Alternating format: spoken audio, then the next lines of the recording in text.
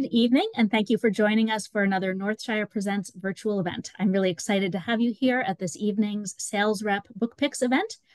For those of you joining us live here, I will be posting a link to the blog posts with this evening's books in the chat, so you can follow along at home with everything that we're talking about.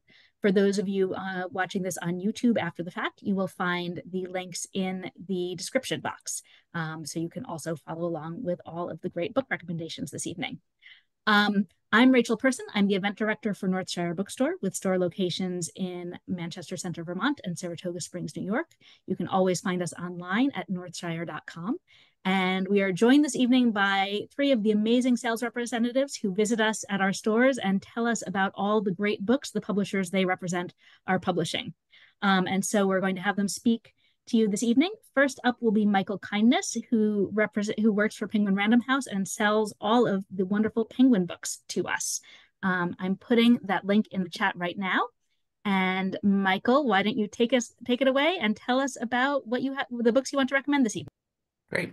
Thanks for having me. I'm going to share my screen and go to this. I know it's only October, but I'm calling this Great Gifts for the Holidays because I think we should all, be buying our books and things as early as possible just to make sure we can get what we want.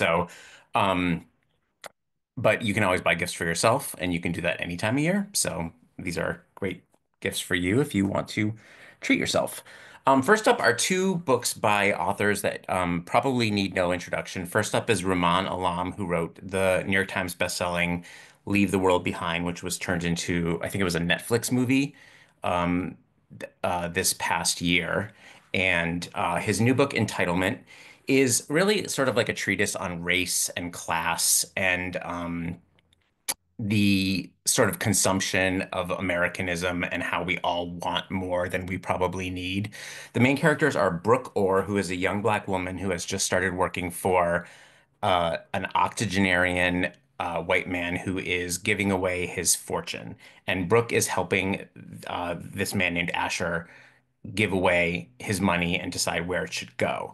Brooke gets pulled into the world of like incredibly filthy rich people and begins to lose herself in that and very quickly starts to make some very bad decisions. This is the sort of book that you yell at and you're like, why are you doing that? But it just keeps you reading because you want to know more. Um, Next up is We Solve Murders by Richard Osman. Michael, did you want to For share all, your screen? You had talked oh, about doing that before, so oh, if it's you not, wanted to. It's not showing right now. Sorry, I okay, thought. sorry. Hold on.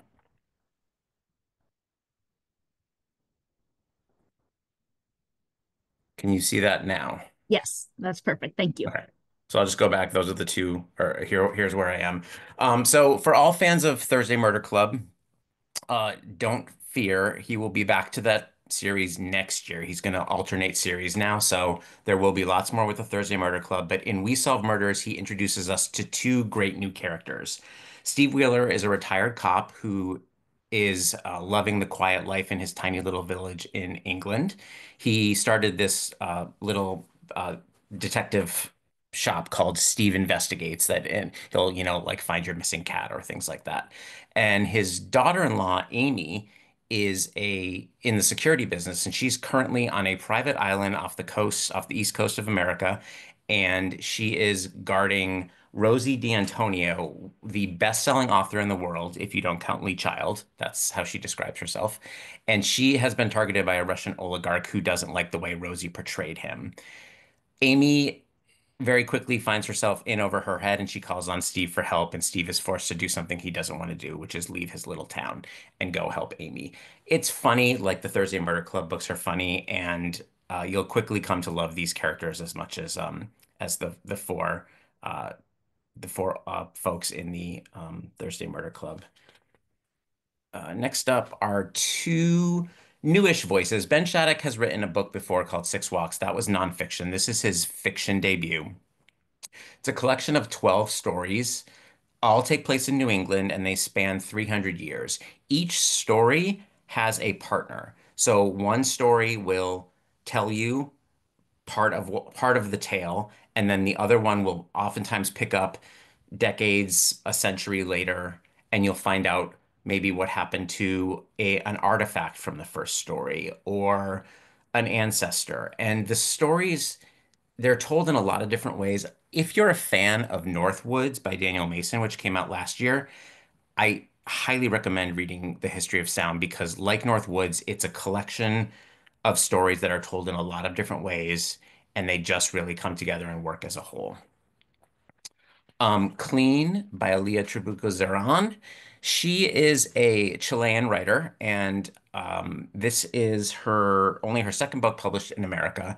And this is the story of Estella, who is a maid. She has come from the countryside in the south of Chile to the city of Santiago to work for a couple that she just calls Senor and Senora. And she starts working for them right after their daughter is born. 7 years later is where the book starts. And Estella is sitting in a police interrogation room and she starts talking to the two-way mirror, basically saying, I know you're back there. I know you want me to tell my story. And she is there because the little girl has drowned and she has been implicated. The thing is, Estella has been with that family for 7 years and she knows everything. She has seen everything that has gone on behind the scenes, behind closed doors. So she's going to tell the truth about what she thinks happened. And it's just compelling and a really quick read and a really unique way to tell the story, I think. I really loved it. Next up are two more pieces of fiction. Dungeon Crawler Carl is for your science fiction fantasy fans, anyone who loves to play Dungeons and Dragons. This is the story of Carl, who's a U.S. Coast Guard vet, and his ex-girlfriend's cat, Princess Donut. They are both thrust into this multi-level dungeon by aliens who are broadcasting this across the galaxy. It's the galaxy's most popular reality show. And basically, Carl has to make himself known, make himself noticed, and popular, or else he's going to get sort of voted off, which is basically killed in one of these levels. It's hilarious. It's one of the funniest books I've ever read. And if it, like I said, for any fans of fantasy or Dungeons and Dragons or anything like that. And then completely different, Carla's Choice, which is, we call it a John le Carré novel. This is the first novel that is not written by John le Carré, but is set in his world. And Nick Harkaway is supremely qualified to write this book because not only is he a novelist in his own right, he is John le Carré's son. And he has read all of his father's books. He grew up hearing the stories as his father was writing some of them. And he found this 10-year gap in George Smiley's, the famous by George Smiley's history that hasn't been covered by books. It's between The Spy Who Came In From the Cold and Tinker Tailor Soldier Spy. And he sets this thrilling espionage story in that 10-year gap. It's already gotten great reviews from The Guardian, who calls it like a worthy successor to his father's work. So for any spy lovers, you don't have to know the whole Smiley story. It'll probably be a little more rich if you have read some of the of Le Carré's books before, but it does stand on its own as just a really great spy thriller. Two works of nonfiction. Dan Jones is a best-selling historian, and if you have, I think it's on Netflix, you may have seen him as the host of The Secrets of Great British Castles and other, he's done a bunch of other historical documentaries. And he is sort of, I would maybe call him Britain's Eric Larson because he makes history really readable. And this is the third and final book in his Plantagenet series, which started with the Plantagenets and continued with the Wars of the Roses. This book sort of slots historically right in the middle of those two and covers Henry V, who was only king for a little over 9 years, but is widely considered one of the most influential and important kings in British history. Um, so he talks about how Shakespeare portrayed him and how he's been looked at through history, and he's just a really engaging writer and makes history come alive.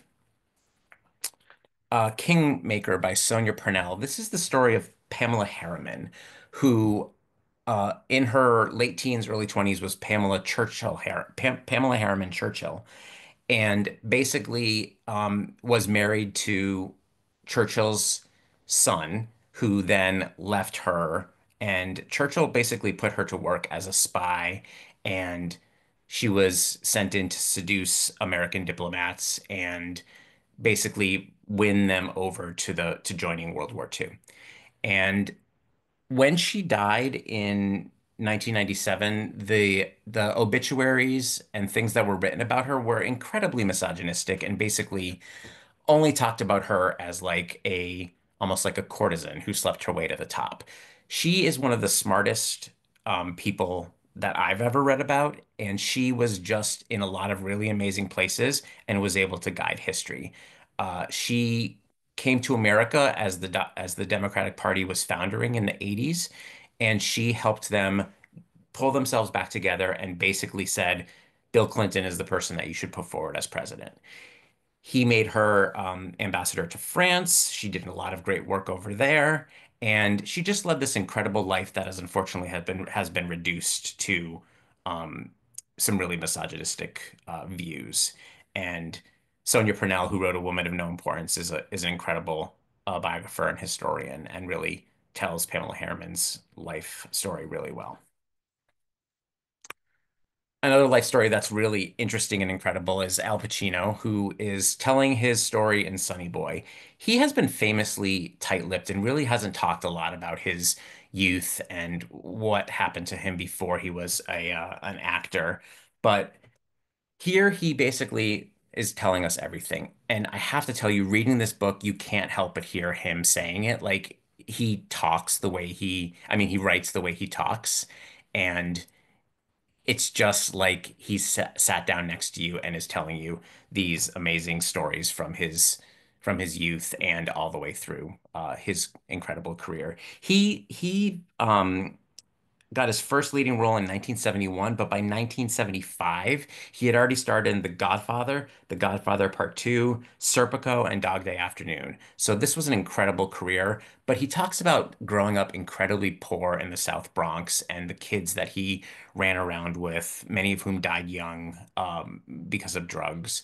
And he had a really tough upbringing. For him, it was just sort of, you know, his childhood and he just ran around and had fun with his friends. But looking back, he sees how lucky he was to make it out and have the success that he did.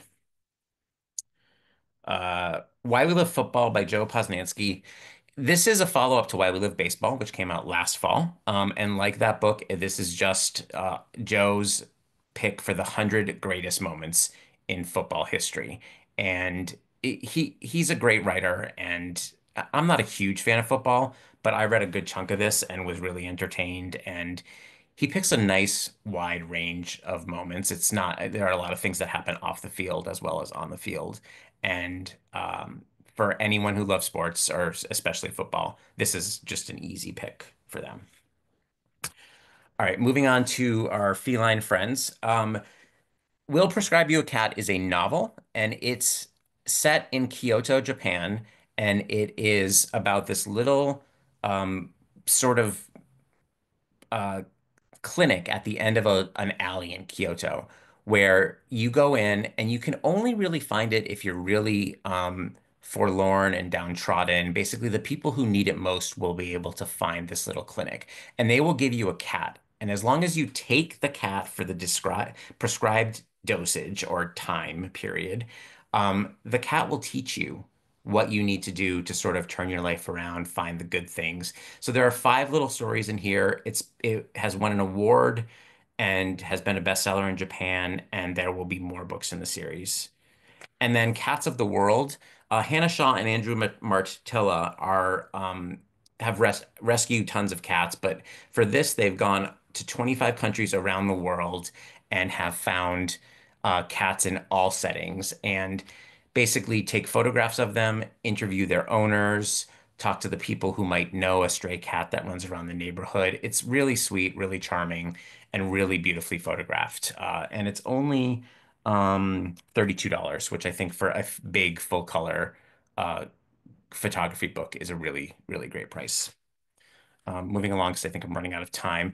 Subpar Planet. This is a follow-up to Subpar Parks, and this is basically the author has taken these incredibly negative reviews of amazing places and illustrated them and has written about the place, basically refuting these reviews that say, the ruins are not in good shape. She's like, well, the ruins are not supposed to be in good shape, but here's what's amazing about Tikal. So it's very funny, and you just can't believe that people go to these amazing places around the world and just are completely underwhelmed. It's hilarious. Next up, Big Vegan Flavor by Nisha Vora. I personally am vegan. The rest of my family is not. Everything I have made from this cookbook, everyone has loved. I have been cooking from Nisha's blogs and YouTube channels for the past, 3, 4 years, and I've never been disappointed. What she does here is really good for people who might be new to plant-based eating. She talks about the best way to cook tofu or tempeh or all these other things that you might not be familiar with cooking. She talks about flavor boosters, creating sauces and marinades, and then she brings it all together into 150 different recipes. It's beautifully illustrated. It's huge. It's over 600 pages. So yes, it is $45, but it's a massive book, and it's just really, really well done. And the recipes are fantastic. And then, oh, sorry, I should have been showing, these are some of the recipes there. And then I will finish up with Art Annotated. This is, again, a very big book. It's over 500 pages, fully illustrated. And what it does is it takes 500 amazing works of art, starting with the Venus of Willendorf, which is a tiny little sculpture that is, they think it's approximately 25,000 years old. And that's the first one. And then chronologically, you go through all these amazing works of art and end with a 2017 painting by a British painter. And each of them is analyzed, and you are shown different elements that you should pay attention to, or ways the author has drawn your eye to one particular place, or how they've uh, depicted this one particular thing. It's an incredible book. This sits on our coffee table in our living room, and excuse me, my children, my wife and I, we all pick it up occasionally and just flip through it. It's beautiful. It's for people who love art, for people who want to know more about art, and I just think it makes like a really, really incredible gift. Um, it's one of my favorite books of the season. So, thank you for listening. That's all for me. I'm gonna stop sharing right now. Thank you so much, Michael. I know my list just got a lot longer. Next up will be Emily Cervone, who is our rep for Chronicle Books.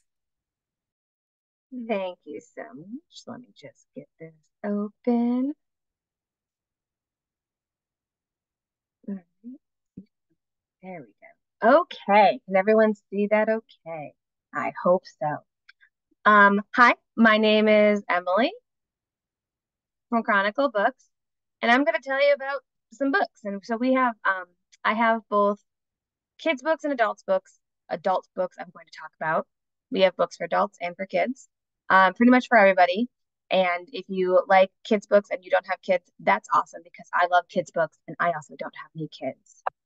So the first book we're going to talk about is my one of my favorite books this season, The Theatrical Adventures of Edward Gorey. This is a collection of his theater work from his Tony Award winning Broadway set to what the stuff he did on the Cape with his friend Carol Verberg, who's also the author of the book. So it has a very intimate feel to it because it includes annotated scripts, behind the scenes anecdotes, personal conversations, lots of stuff that they did together, over 200 images of archival photos, unpublished artwork. It is very fun, very cool, and it has a velvet spine, which I'm just totally obsessed with. I wish I could just hand you all a copy of this book because it is so soft and fun to look at. This is some of the interiors. You can see some of his artwork, real photos, stuff like that. And it's just perfect for every Gorey fan, perfect for every theater buff, and perfect for people who just like creepy stuff or like love New England based things because it is mostly about his work on Cape Cod So it is very New England heavy, which is awesome. And it's $50, but it's a really great gift for yourself or for a friend. So I'm a huge fan of that one. I'm just going to jump on the cat train because I also love cats. And everyone loves cats. So Treyer Scott is an author from Providence, Rhode Island, a photographer. She normally does, or she's traditionally done books about rescue dogs. She's done a ton of books of rescue dogs, best-selling author. And this time she has turned her camera on to rescue cats. And this is the perfect book for cat lovers everywhere. It is full color, close-up portraits of their cats and the stories of their adoptions. We meet cats like Forrest, a Maine Coon, who was born with an impairment, found in the streets as a stray, and now he's a big old kayaking, camping cat. Linus, who is malnourished and weighed less than an ounce, and they thought he would make it. And then now he's healthy and beloved. And we watch a litter of kittens grow up and see how they change week by week. And then there's 20 more cats. So there's a ton of cats. Oh yeah, cats, love cats. And here's some images. I think Squiggy might be my favorite cat I've ever seen. And don't tell my cats I said that because they would be very upset to hear that I said that. But I also have both my cats are rescues, but one is actually a mean girl, and she's the nicest girl in the world who lived on the streets of Puerto Rico. So I feel like my cat could have fit into this book, and she's probably just as cute as these guys. So for the esoteric loving, macabre loving people, we have The Witch's Door, which is a memoir mashup of a memoir of the founders of the Oddities Flea Market, which is this like traveling flea market of macabre, mysterious objects, art, artifacts, like really creepy stuff. And it's not just their memoir, but it's about their life curating these really weird things. So my favorite things in this book include a taxidermy monkey named Mr. Peepers, a rare collection of anatomical wax figures, a Tibetan Coppola skull, which I can show you in the next slide, 2 Charlie McCarthy dolls that are probably haunted, and an actual witch's door, which is where the book gets named from. So all of these things are like these creepy, esoteric, weird, likely haunted things. It's a great book for the season, obviously, for Halloween, but honestly, it's a great book all year round. The art, it's mostly black and white. The stories are great. The images are creepy. It's unjacketed, which I don't know why that's a selling point for me, but it's just it's a nice book to hold it. It's so pretty. And I absolutely love this book. And they are authors out of Connecticut. So they are also New England based, which I think is great. And then for obviously everyone who's on this call, because we all love books, Book Nooks is a design decor book for readers. It is how you make decor out of your books in a creative way. What I like about this book is it's not just using books as decor, it's using books you love and using decor in a way that you can still read the books and easily access them most of the time. It also includes reading lists from a ton of different authors: Gillian Flynn, Jasmine Guillory, Alex L., Joanna Goddard, and included with images, pictures of their books and how they create their nooks. I myself have been reading this to get ideas for rearranging my office, rearranging my house a little bit. And it has a beautiful gold spine, which makes it really gifty. So there's stuff like classic book nooks, the bedside book nook, the small safe space book nook. And you can see them all here, different book nooks. Sorry, I'm like blanking on how to speak right now. And it talks about books as objects, books as books, functional books, all kinds of things. And it's just a really great little gift. And it's really cute and really fun. And I love that one. And then we have for the Greek mythology fans, Mythos, the illustrated edition. So about 6 years ago, Stephen Fry put together Mythos, which is a best-selling book for us. And this is now the full book with beautiful illustrations.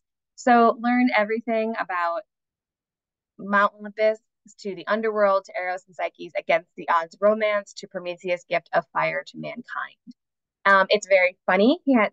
His writing is very humorous compared to like some of the drier mythology, but you still get the original wonder. You still get the seriousness of some of these stories.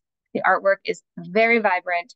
The cover itself is like textured, so like you can feel his face. It's dyed. The edges of the book are dyed blue, which is very popular. It really cool. This is some of the art. I just really thought it was cute. And these are some of the interior pages. So this makes a great gift. It's $45, but it's a hefty, like 500-page book. So there's a lot going on here. This is definitely a great holiday gift. It is out now. It is beautiful, and we do have more in his series coming out in future seasons that are fully illustrated. And now we're going to talk about my absolute favorite book of the entire fall. So this is The Day Moon and Earth Had an Argument. So this is a very cute story about the cutest moon I've ever seen, who has an argument with the Earth and says, "That's it, I'm done." So it's charming, it's funny, it explores the themes of friendship, but then it also like has a subtle scientific educational aspect to it. And the artwork is fantastic. This book is the coolest. You're right, Mr. Sun. So I'll just show you some of the interior. So Moon and Earth have an argument. The moon's like, "That's it, I'm out of here."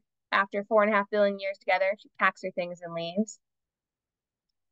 She's all like, she's gonna go live closer to the sun. So every day is summer. And I just love all these little creatures who are all throughout the book. There's even a little ET that comes up sometimes. So first she bumps into Venus, but Venus is too hot and, volcanoes and poisonous clouds. So she zips over to go meet the sun. First, she bumps into Mercury, but Mercury's too little, so you can't live with Mercury because she can't orbit around him. Then she meets the sun, but the sun is too hot. As you can see, he has to wear sunglasses. And then she flies by Earth, and she's like, "No, we're done. We're done." She kind of misses it a little bit. She eventually meets Mars, but Mars already has 2 moons, but she thinks they're so perfect, but she decides she's going to go find the right place. She meets Jupiter, but Jupiter, of course, has 95 moons, and she doesn't want to be anybody's number 96. So she decides to move on.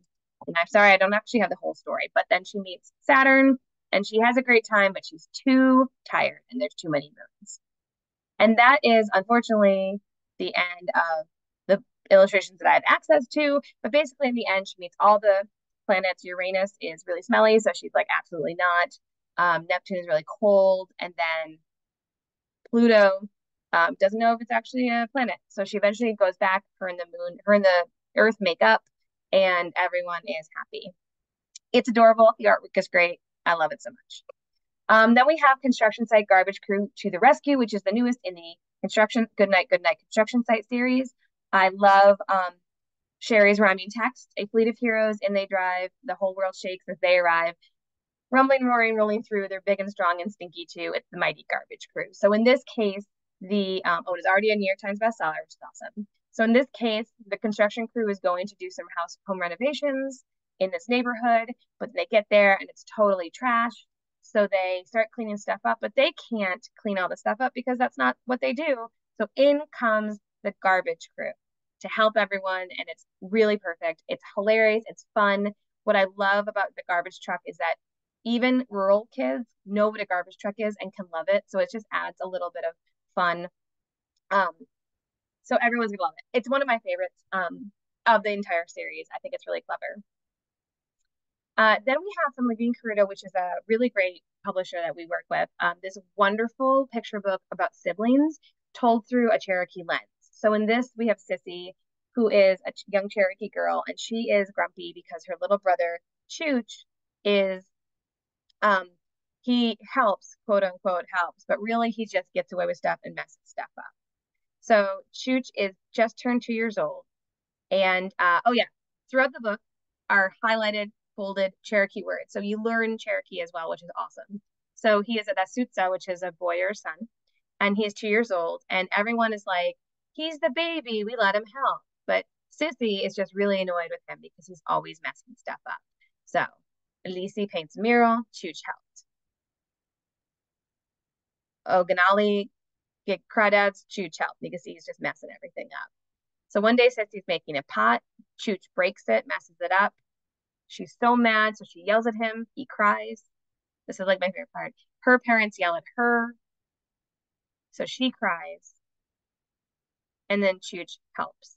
And it's just a lovely sibling story where Sissy realizes that Chooch isn't so bad, and she was once little like him, and she also used to, quote unquote, help. And so she finally decides to help him make a pot, and they make up. And it's really lovely. The artwork is stunning. It's a great story about siblings, and there is a little how-to in the back of how to make your own clay pot, which I think is great. Okay, not just enough time to the last two books. So we have from Hardy Grit, which is another publisher of ours out of Australia. This is one of the most fun graphic novels I've ever read. So it's told in a comic style, and it is called Twig Friends, and it is about four twigs, Red, Ziggy, Noodle, and Stump. And so there are three stories, three comics per book. It's a great little hardcover, and it's it's just their adventures. So like you can see here, there they are, all of them looking great. I don't really think Stump counts as a twig, but who am I to say? Whatever. And at the end of the book, you can make your own twig. It's really great. So in this, you just go through, it's all the comic panels. It's really easy to read, really accessible. In this particular comic, Red thinks it's really funny to surprise people. Everyone else finds him very annoying. So he keeps trying to surprise them. Unfortunately, I don't have the whole story of this either, just because of life and what I have access to digitally. But in this one, he scares the heck out of Ziggy. She's terrified. In the end of this, he ends up scaring Stump so much that Stump doesn't talk to him until he finds a good surprise. So it's a really just a very sweet story about twigs and friendship, because they are the best of friends, the best twig friends in the world. And there will be at least two more of these. We have three total on the we have one coming in the spring and one coming in the fall. And it's really great. It's really fun. I've heard great things from readers, which I love it. I love it so much. Oh yeah, she's all grumpy still. And then last but very not least is for YA, for young adults, we have this beautiful sophomore novel from Sasha Lamb, who won the New England Book Award last year for their book When the Angels Left the Old Country. So in the Forbidden Book, it's about Jivyux, a legal printing, a genderqueer lesbian with a knife. So this is it's Jewish because that's what Sasha writes. But this is basically what I'm calling like the magical Yentl, or Yentl for young adults. Like gay Yentl, I think is gay. Another great way to put it. So basically, this girl Sorrel runs away the night before her wedding. She takes on the identity of a man, who turns out he's real. She thought she like made him up, but it turns out he's a real man, and he's a bad man. And lots of people want to kill him. So she is trying to stay alive and stay hidden, and ends up getting sucked into the underbelly of the city that she has lived in her whole life. And everyone's fighting for control, smugglers, forgers, and angels, because there's magic, obviously.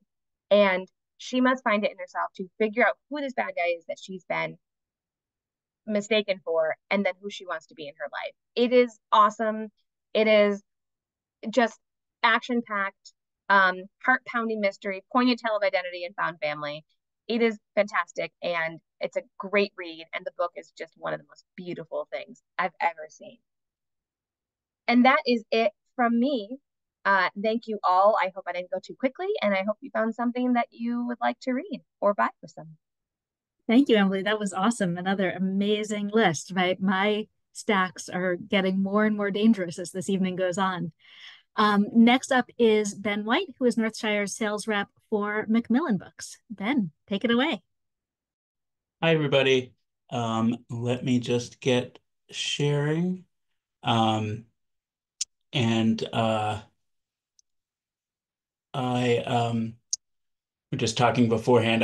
Whenever I do these, I find it too hard to cut my list down, so I always end up with too many books because I can't choose which ones to take out. So I'm gonna try to talk fast. Let me just get here we go. Okay. So first up, we have a big current bestseller. I think this is fair to say one of the big books of the fall, Intermezzo by the great young Irish novelist Sally Rooney. She's the author of Conversations with Friends and Normal People. She gets tagged as the voice of her generation, kind of the voice of the millennial generation, which I'm sure she really hates. But she does have a really kind of intense, passionate following among people of her generation as well, I mean, as well as older people. I mean, she's just one of the great novelists working currently. Intermezzo is it's set in Ireland, like all her novels. It's about two adult brothers, Peter and Ivan, who are their father's just died and they're kind of grieving him and trying to kind of work through the uneasy relationship they've always had with each other.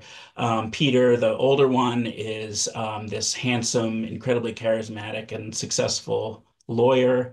And Ivan, the younger one, is really socially awkward and is a chess prodigy and makes his living playing chess. But he's kind of just at the edge of being of making a living doing it. And he is just falling in love, starting a love affair with this much older woman, and he's never really had a relationship before. Um, so one of the great things about Rooney's writing is that it's so intelligent and almost kind of cerebral and restrained, but she writes love stories. She writes about this really sentimental stuff. She writes great sex scenes. But it's like she earns the sentimentality by how intelligent and kind of restrained her writing is. So this is you won't read this book without at least getting choked up. I guarantee it. And it's really great. If you've never read her, give it a try. This is a good one to start with. And if you've read her before, you will not be disappointed by this one. Next up, Meditations for Mortals. Oliver Berkman is kind of making a career of writing self-help books for people who hate self-help books. He previously wrote a book called 4,000 Weeks. It was a book about time management, but the message was basically that you have to stop trying to manage your time because it's hopeless. This book is kind of a complement to that. It's made up of a series of very short chapters that are kind of meant to be read roughly one a day over the course of a month. And each chapter, they're just a couple of pages. Is kind of filled with these kind of common sense ideas, but then also examples from religion and philosophy and literature. And each one will give you some kind of a perspective shift or a practical technique that will help you sort of kind of come to terms with the fact that we're all finite and imperfect and we can't do everything. It's a really funny and wise book, and it will make your life better. Even if, or actually, especially if you're not the kind of person who normally reads self-help books. Next up, Roman Year by Andre Aciman. Andre Aciman is a great writer, great novelist. Most famously wrote Call Me by Your Name, which was made into that wonderful film 10 or so years ago. This is a memoir about the year that he lived in Rome in the early 60s as a child, kind of right on the verge of adolescence. And he's just kind of discovering this incredible city, and it's kind of a love letter to Rome, and it's a coming of age story, but it's also he and his family were Egyptian Jews. They lived in Alexandria, and they were expelled from Egypt. The Nasser expelled a lot of Jewish people from Egypt at that time, and so he came to Rome as sort of a refugee and an immigrant. And so it's kind of two books at once. It's this big romantic book about this, the eternal city, this beautiful city. It's almost great travel writing in some ways. It'll make you want to go to Rome. But it's also this book about, what it means to be a refugee and an immigrant, especially as a child. So and he's just a lovely writer. It's really deep, a lot of layers to it. Next up, I try to only talk about books that are already out, but I had to mention Richard Price's Lazarus Man because he's one of my favorite writers, and this is one of my favorite novels that we're doing in the fall. It comes out November 12th, but you can pre-order it with Northshire now, and they'll have it ready for you when it lands. So I'm a super fan of Richard Price. I've read everything he's ever written. He wrote Clockers, famously, which was made into a great movie, Lush Life.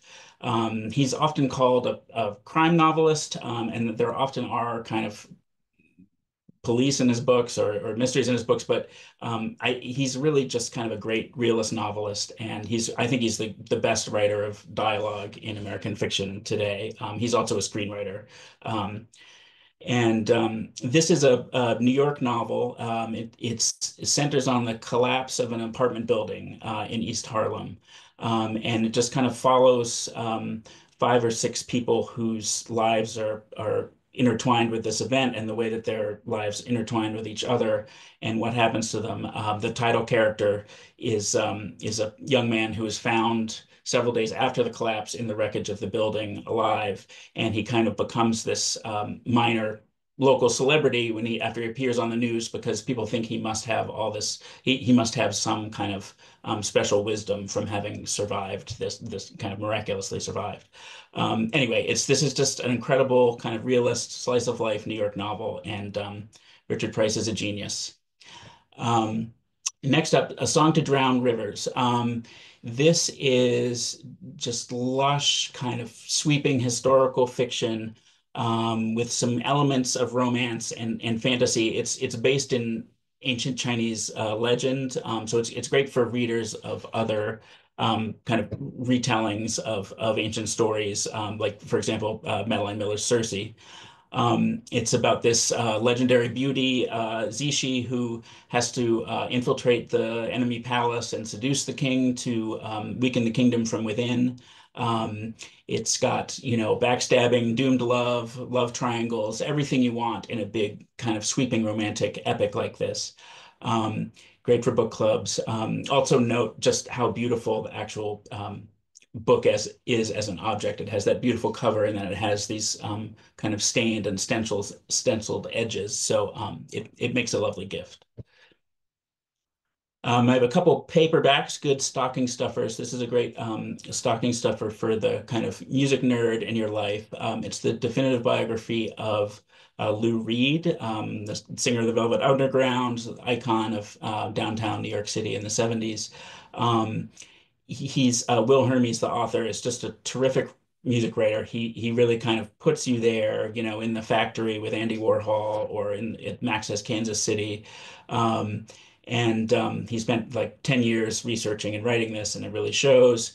He's especially great at kind of teasing out all the different musical influences on Reed and as I read this book, I just found myself, I made these giant playlists on Spotify of all this music, not just Velvet Underground music, but, old bebop and doo-wop and jazz and, obscure punk rock and stuff, all these references that are in the book. And yeah, it really, it's great music writing.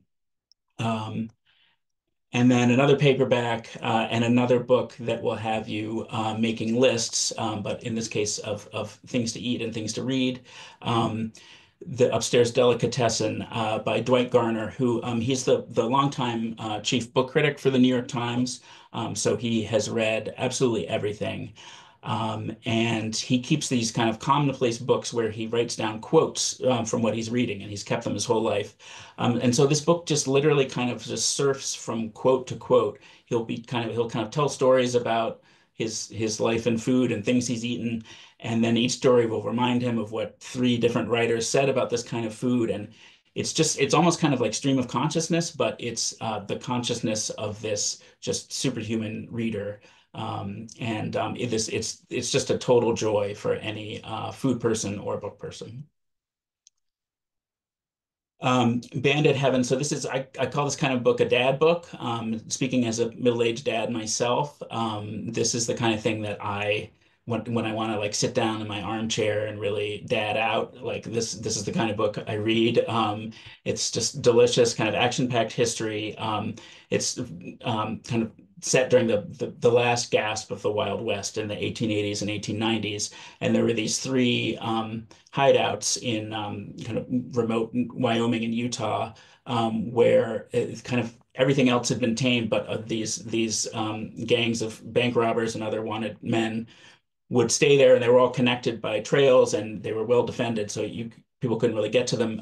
Butch Cassidy and the Sundance Kid, most famously, and the Hole in the Wall gang. The Hole in the Wall appears in that movie, but there's tons of other kind of super cool, unsavory supporting characters, and it's just exciting. Gives the real history behind this sort of legendary fictionalized era. Um, Kind of the opposite of a dad book. This is the book that my 11-year-old daughter desperately wants a copy of. This is the definitive guide to Taylor Swift's style throughout the course of her career, all her various eras. It's full of beautiful color photos and commentary.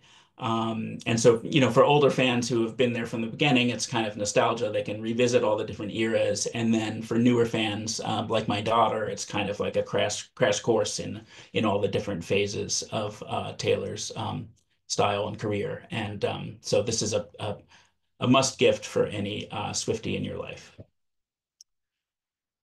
Myrtle, the School of Mysteries. So, if you're not familiar with Myrtle, it started out as a phone app, a game on your phone. It was obviously it's a takeoff on the very popular Wordle game. These books are they're kind of part logic puzzle, part murder mystery, and they're actually easiest with a pencil and paper. Like the game on the phone is fun, but I always found myself having to get a pencil and paper to work them out. So the book is really great, and this is a kind of deluxe edition with nice fancy cover flaps and rough cut edges. So it'll be a really look nice as a gift. And these are great, obviously, for people who are already into Myrtle, but anybody who's into mysteries or into puzzles will totally get a kick out of this. So this is another great stocking stuffer. The last one at the wedding is a super creepy kind of high concept thriller. It's about a regular guy. He's a UPS driver, and is kind of estranged from his daughter. But then he gets a call that she's getting married to this seemingly perfect young man. He's the son of a famous tech billionaire, super wealthy and accomplished. And but when the dad arrives at the wedding at this, it's at their kind of exclusive lakeside compound in New Hampshire. Everything just seems off. The groom is kind of evasive and won't talk to anybody. He seems to have this troubled past. His daughter will barely talk to him. Nobody will answer any questions, and he starts to think something is wrong, and he has to kind of figure out if his daughter is in danger, and if so, how he can save her before the wedding goes through. It's totally riveting, great twists that you won't figure out, and this is it's just pure candy for thriller readers. Now I have a couple of cookbooks. What Goes with What by Julia Turshen. This kind of feels like an instant classic. I'm calling it Salt, Fat, Acid, Heat meets Alison Roman. It like Salt, Fat, Acid, Heat. It uses hand-drawn charts to kind of demystify basic recipes in cooking and kind of teach you how to cook rather than having you just kind of work through a rote recipe. Julia has been a recipe developer and a cookbook writer for decades. She's a James Beard Award winner. She's ghostwritten a lot of other kind of famous people's cookbooks for them, and written a couple of best-selling cookbooks herself. So she's a total star, and this is a book that you can really kind of roll your sleeves up and cook with. And then Does This Taste Funny from Stephen and Evie Colbert. Look closely at that jacket image. I've every time I look at it, it makes me laugh. I've looked at it hundreds of times now, and it just cracks me up.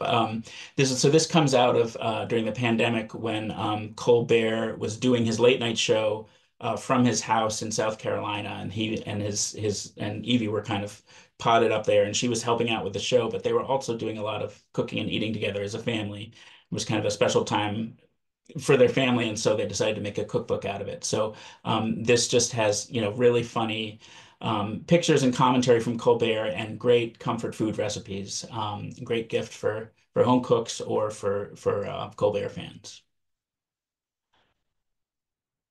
That librarian. So this is a really serious and a kind of important book for this moment. Amanda Jones is a ordinary school librarian at a middle school in small town Louisiana. And in 2022, she heard about a school board meeting there was a public hearing about book content, which is kind of a code word for the right wing that it's time to censor some books.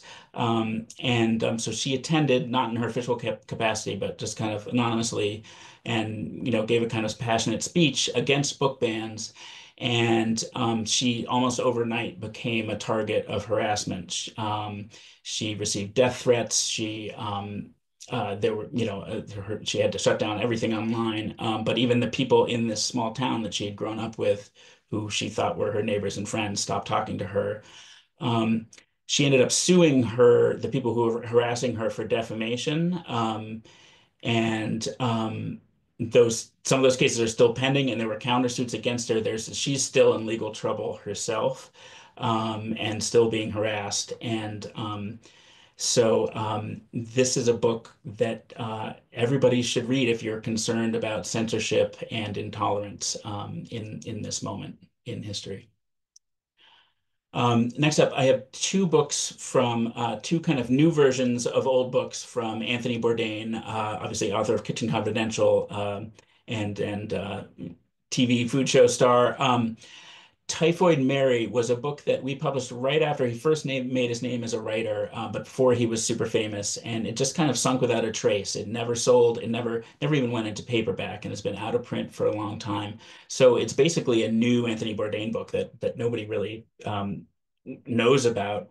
And it's looking at the history of the real Typhoid Mary, and looking at his angle, specifically looking at her as a cook, because that's how she spread the disease, was because she was cooking for other people. So he's like the perfect person to write this story, and it has his signature sort of dark wit. And then the other new old book is a anniversary edition of Bourdain's Leal cookbook, which is it's the classic French bistro where he was the chef, or he was working when he wrote Kitchen Confidential. And this book teaches you everything you need to know to prepare classic French bistro fare, and it has his signature wit as well. It has a beautiful new cover and introduction by Gabrielle Hamilton. So these two books together are a great sort of one-two punch gift for the Bourdain fan in your life. Neil Williams is Time of the Child. This is a great little Christmas novel. It is set in the tiny Irish town of Faha in the early 60s. There's an abandoned child who is saved by the town doctor, and his adult daughter, and the child ends up sort of changing their lives. It's beautifully written, quiet, and filled with good feeling. It's exactly what we're all going to need in this holiday season. And then I'm just going to speed through a few kids' books. Asgardians, Thor, which is the second book in George O'Connor's Asgardians series of comic book adaptations of the Norse myths. These books are extraordinary. They have great kind of traditional comic book art style that will pull in reluctant readers, but the retellings are really sophisticated and detailed. I learned a huge amount from them. I grew up with the Dallaires myth books, and these are absolutely a worthy successor to those, and great for fans of Percy Jackson too, of course. Steintingler's 3, wanted to note this for Halloween, a new volume of spooky short stories from R.L. Stine, the master of horror for kids.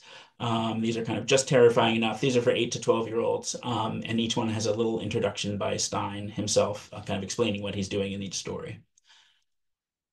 And now I have two books from the beloved Catherine Applegate in her Dogtown series. These are beautifully illustrated chapter books. Again, 8 to 12-year-old, but I would say skews more towards the lower end of that. They're set in a shelter that houses stray dogs, real dogs, and also robot dogs. So it's a super fun concept, and it has these hilarious illustrations throughout. And that's the first book in paperback, and then there's a new book coming out in hardcover. So you can introduce a kid to a series, give them a running start on a series. Then there's a picture book, The Days After Christmas. I just like this one because it's kind of an angle that I haven't seen much before, which is it's a Christmas picture book, but it's about the time after Christmas, that kind of that lovely, quiet, restful time when you can kind of enjoy all the effort that you put into the holiday. The most boring book ever. The author here is Brandon Sanderson. He is a mega blockbuster fantasy author, has a huge adult and young adult following for his fantasy books, but this is his first picture book. So any adult fans of this will fans of his will love this, but it can introduce him to a whole new generation. And I think the illustrations here are really extraordinary. Um, And finally, the pop-up planetarium. This is a really innovative concept, has never been done before.